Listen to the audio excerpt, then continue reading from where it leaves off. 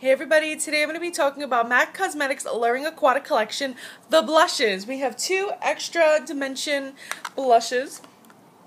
We have Seduced at Sea and we have See Me, Hear Me. Both are quite dark, so light skinned ladies beware. Hello, I'm a light skinned lady, so I know that these can go from really beautiful to too much very quickly.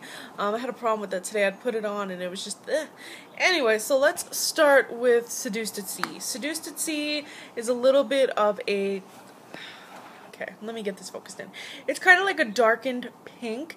Has a little bit of that bricky color. Really reminded me of the lipstick I showed in the other video. It's just a darker color. It's a little stiff to work with. I had no problem blending it out on this side, but then this side I had a little bit of problem with it.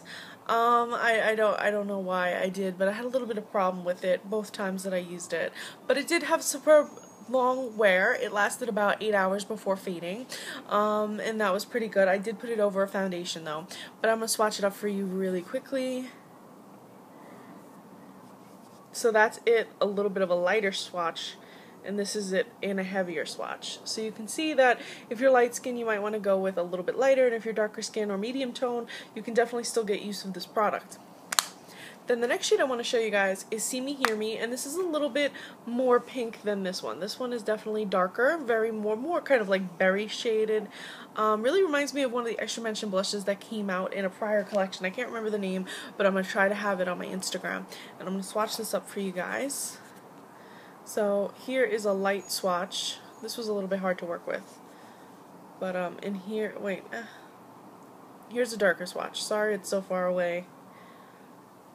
So there's a little bit of a darker swatch, and here's a lighter swatch.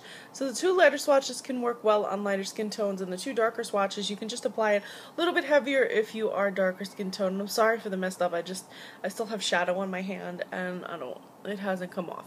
But overall, I think that these blushes they're nice. I'll give it to you. I think they're nice, but I don't think they're necessarily must-have. I feel like these shades are quite common.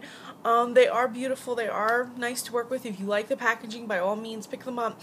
And if you don't have shades like this, absolutely pick them up. But if you have very, neutral shades, like a darkened berry shade or a darkened peachy brick shade, these shades are not really, too hard to find. They're very neutral, very simple. You might not need to pick these up.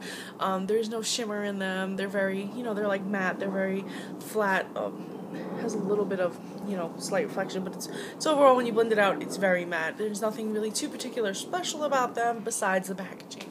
So you may want to pick them up if you like the packaging, if you don't have these colors, you don't have these shades. But if you do, you might not really need these. You might be able to pass on these. These are, I believe, the price of these blushes is $27.50, and that is a bit steep for just a blush. Honestly, a regular MAC blush goes for about $21, but because these are the extra dimension skin finish, and